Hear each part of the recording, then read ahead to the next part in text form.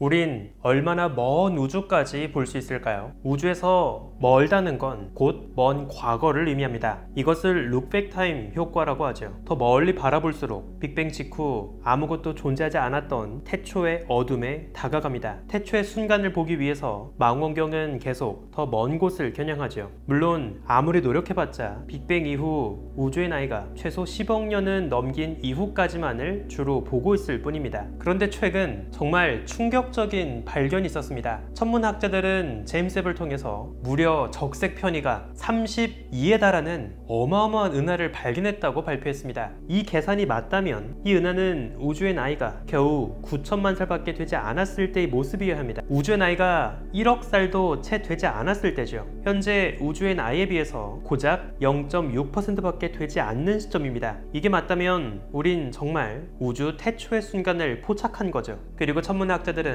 그 정체가 무엇인지 아직 알지 못합니다. 우주먼지의 현재타임즈, 최근 뜨거운 논란이 되고 있는 엄청나게 먼 은하에 대한 이야기를 소개합니다.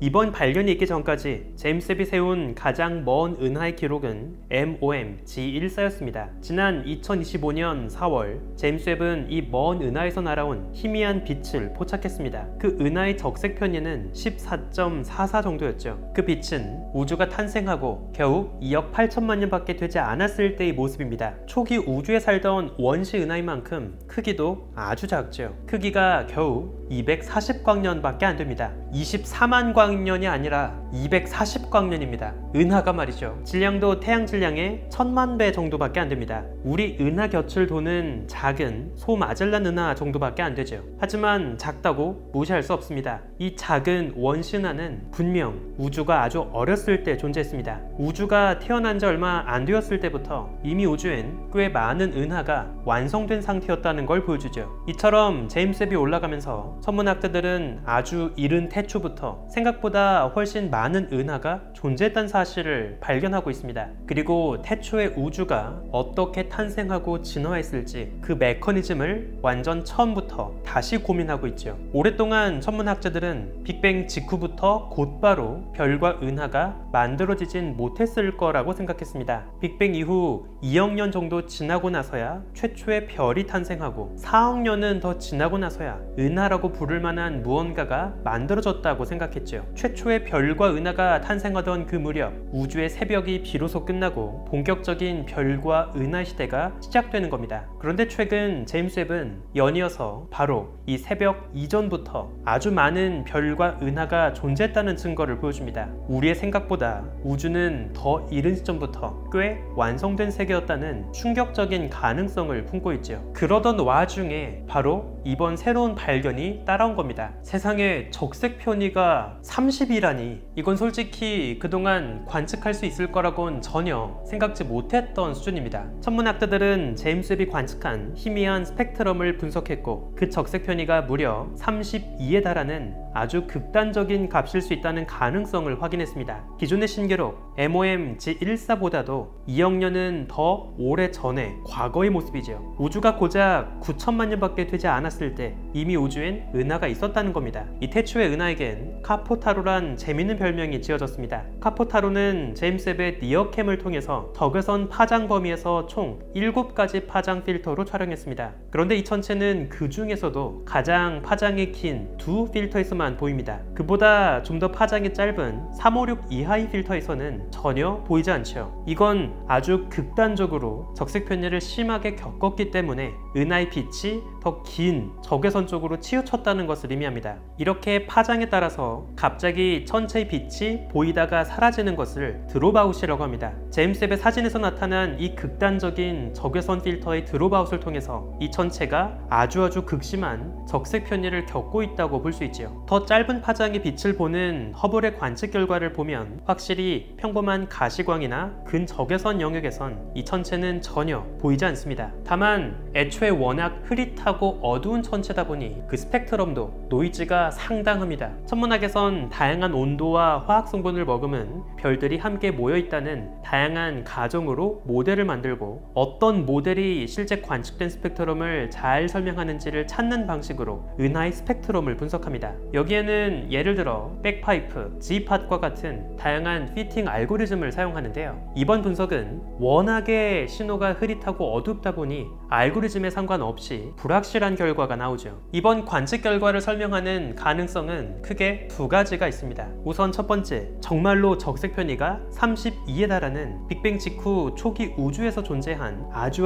눈부신 은하란 가설이죠. 사실상 관측 가능한 우주 끝에 놓여 있음에도 불구하고 희미하게나마 모습이 보인다는 건 그 실제 밝기가 진짜 엄청나게 밝아야 합니다. 그 질량만 태양 질량의 10억 배 정도는 되어야 하죠. 그런데 사실 이 정도의 질량은 초기 우주에선 절대 기대할 수 없는 수준입니다. 이 정도의 육중한 질량을 갖기 위해선 우주가 적어도 수억 년은 되어야 가능하죠. 우주가 고작 9천만 살밖에 되지 않은 시점에 이렇게까지 덩치 큰 육중한 은하가 존재하기 위해선 태초부터 정말 빠른 속도로 별을 만들고 은하가 탄생했어야 합니다. 그런데 이런 폭풍 성장을 위해선 사실상 그 은하가 품고 있던 모든 가스 물질이 순식간에 100% 효율로 다 별이 되었어야 하죠. 하지만 이건 현재 모델에선 절대 불가능합니다. 일반적인 항성 진화 모델에 따르면 별은 언젠가 폭발합니다. 특히 초기 우주라면 별은 더 무겁고 수명도 짧죠. 더 빠르게 진화를 마치고 일찍이 폭발했어야 합니다. 이런 초신성의 폭발은 다시 주변 성간 물질을 뜨겁게 달구고 이후에 별 생성을 억제하죠. 그래서 보통 은하 안에서 가스 물질이 별로 만들어지는 효율은 10에서 20% 안팎을 유지합니다. 100%에 가까운 극단적인 효율을 만들기 위해선 사실상 은하 안에서 한 번 탄생한 별이 절대 폭발을 하지 않는다는 아주 극단적인 가정이 필요한데요. 글쎄요, 이건 상식적으로 상상하기 어렵죠. 또는 최근 들어서 제임스 웹이 흔치 않게 포착하고 있는 작고 어두운 붉은 반점, 리틀 레드 돛을 생각해 볼 수 있습니다. 제임스 웹은 사진마다 구석구석 숨어있는 LRD를 보여주는데요. 다만 천문학자들은 그 정체가 무엇인진 아직 잘 모르죠. 우주 끝에 숨어있는 두터운 먼지로 감춰진 원시 은하일 수도 있고 높은 밀도의 가스 껍질 속에서 초거대 질량 블랙홀을 품고 있는 일명 블랙홀 스타일 수도 있습니다. 다만 이번에 발견된 카포타로가 블랙홀 스타라 가정하더라도 이렇게까지 일찍이 존재하는 건 쉽게 설명할 수 없죠. 대신 또 다른 가설도 있습니다. 워낙 관측 데이터의 노이즈가 심하다 보니 스펙트럼 피팅은 전혀 다른 가능성도 품고 있는데요. 적색 편이가 좀 더 작은 10 정도의 조금은 평범한 은하일 가능성이죠. 좀 더 가까운 거리에서 짙은 먼지로 둘러싸인 활동성 은하일 가능성도 있습니다. 다만 극단적으로 파장이 긴 적외선 범위에서 갑자기 천체의 모습이 뚝 사라지는 이런 극단적인 드롭아웃은 단순히 블랙홀을 품고 있는 활동성 은하 모델만으론 또 설명하기 참 곤란하죠. 이보다 더 초라하고 시시한 가능성도 없진 않습니다. 훨씬 가까운 우리 은하 안에 들어오는 코앞의 거리에서 우주 공간을 떠돌던 어두운 갈색의 성 또는 떠돌이 행성을 보고 우리가 착각한 것일지도 모르죠. 이렇게 코앞의 우주 공간을 떠도는 어둡고 붉은 별들은 가끔 우주 끝자락 은하의 흉내를 내곤 합니다. 갈색 외성이나 떠돌이 행성의 대기 성분으로 인해서 스펙트럼의 특정 구간이 갑자기 빛의 세기가 약해지고 극단적인 드롭아웃처럼 흉내내기도 하죠. 예를 들어 정말 극단적으로 온도가 낮은 지구 정도밖에 안 되는 300켈빈 정도의 표면 온도라면 이런 Y형 별들이 비슷한 스펙트럼을 설명할 수도 있습니다. 그래서 초기 우주의 은하를 찾으려는 천문학자들이 항상 세심하게 신경 써야 하는 참 지긋지긋한 방해꾼들이죠. 그 스펙트럼만큼 그 정체는 여전히 모호합니다. 그리고 참 극단적이죠.